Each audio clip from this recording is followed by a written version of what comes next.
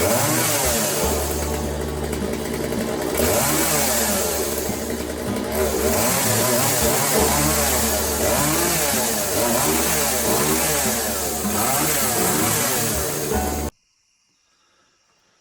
folks, welcome to this episode of Michael's Backyard Marina. Today I'm going to take care of a slightly neglected tool that I've had here. It's a chainsaw.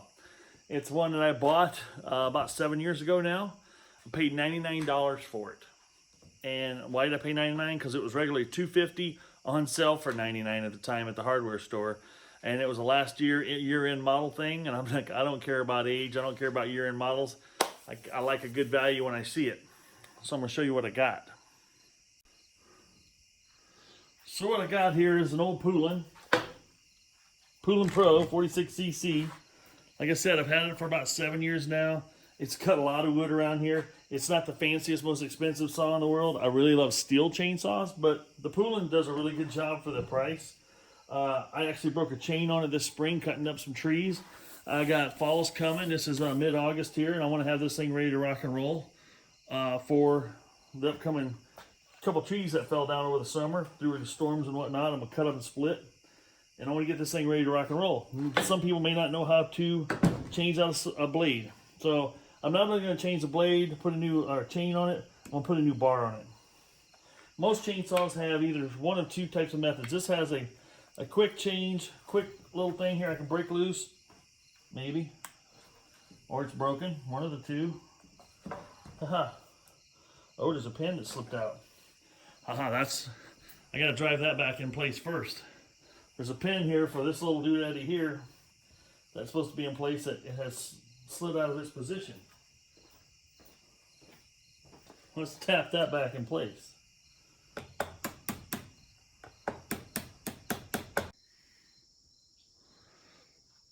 Okay folks, I've got the nut off that was holding this piece on. I got the pin drove back into it. So there's a pin right here that slides through that holds this piece in place. It's spring loaded.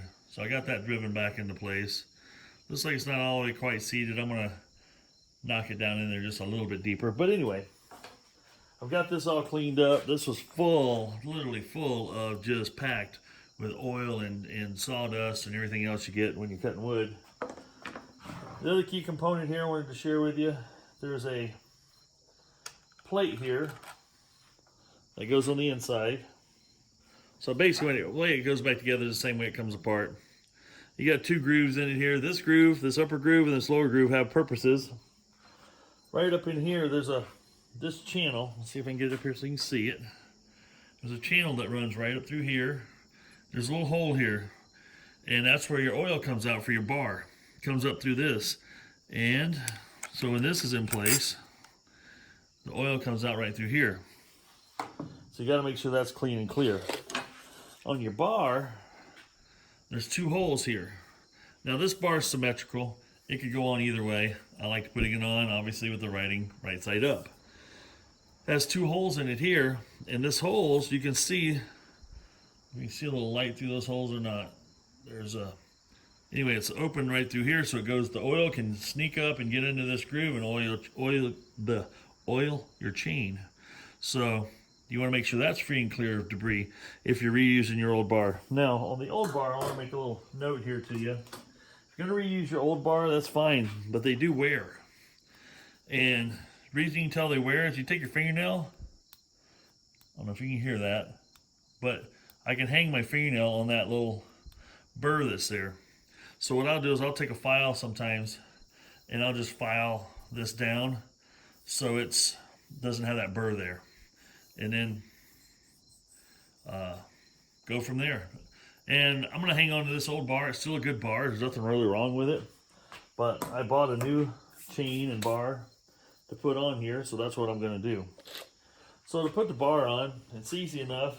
Oh, the other thing I want to cover with you is some of these adjusters are thumb screw like this, or they might be a screwdriver slot that spins.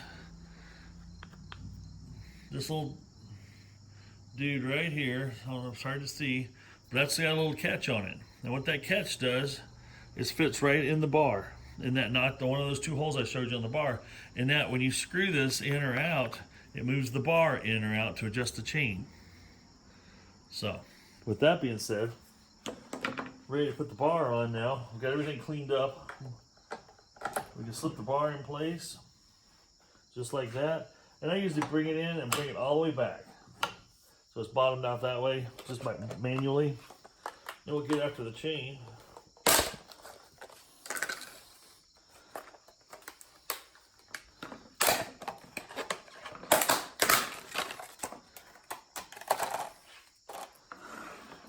Sometimes these chains can be fun to unwind.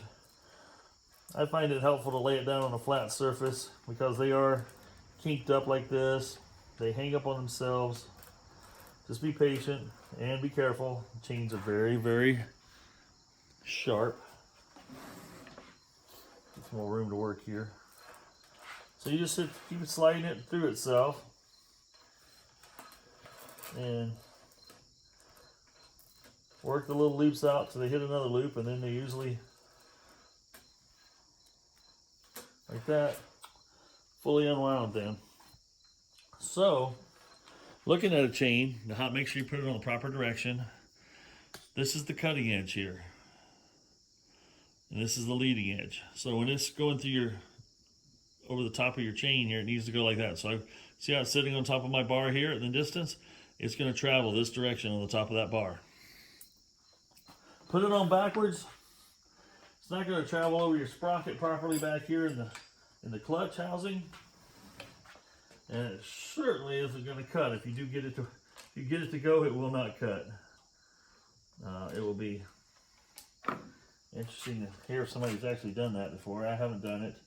I've always watched my saw cut direction to make sure it does what it's supposed to do.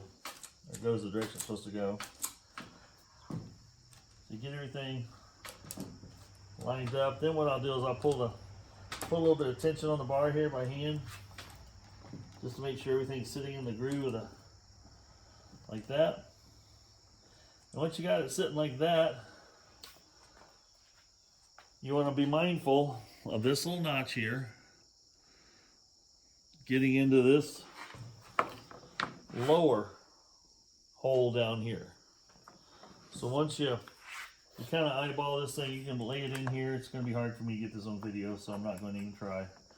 I'm kind of laying this in there, seeing where that notch comes into play. And then I'll adjust the screw so that when I put this together, you can see it's hanging up on it right now. I need to bring it ahead a little bit more. This thing should just fall right in that hole. If it requires you to use a hammer to put it together, you're doing it wrong.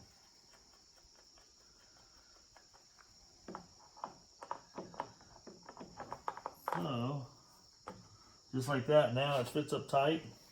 There's no gap here, there's no gap on the other side between the bar. It's going to be sandwiched nicely. Now I'm ready to put this back on. And I don't want to over tighten it yet, I just want to bring it up so it's just holding things together. Because as you can see now, in the video here, there's a lot of slack in the chain. I want to take that up. So you can wiggle the bar. The bar typically wiggle up and down a little bit. I like to bring it up, and I'll keep adjusting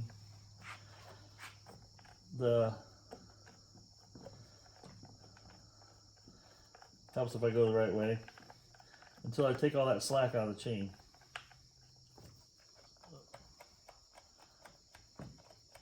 This is a fine thread, so it takes a lot of turns to get it to move.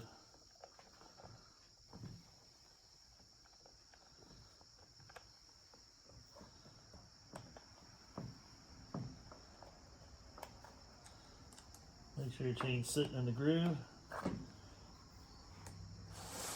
Be careful and mindful, this is very sharp.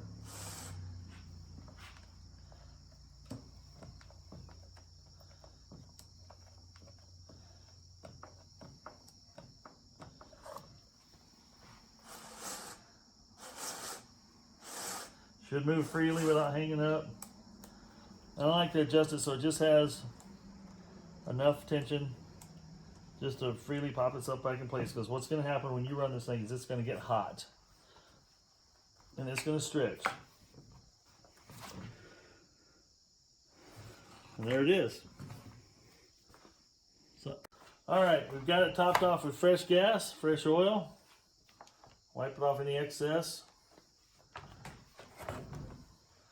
I overfilled it a little bit, so I got chain lube running everywhere. This is moving freely.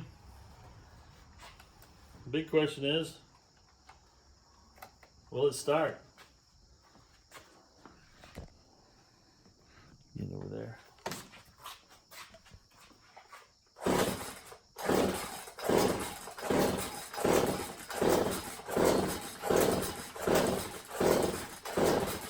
So he says, turn the switch on, dummy.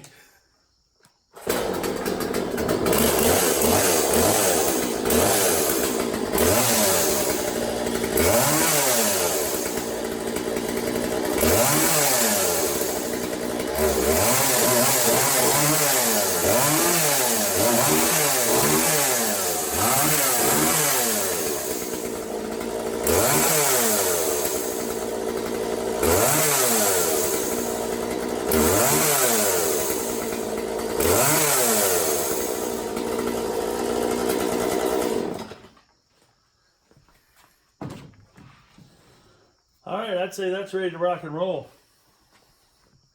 As you can see there now, look at that. Just running a little bit. See that extra sag in the chain there? That's the chains now. It's actually a little warm from running. It's not going to get crazy warm, but what I'll do here is break that back loose.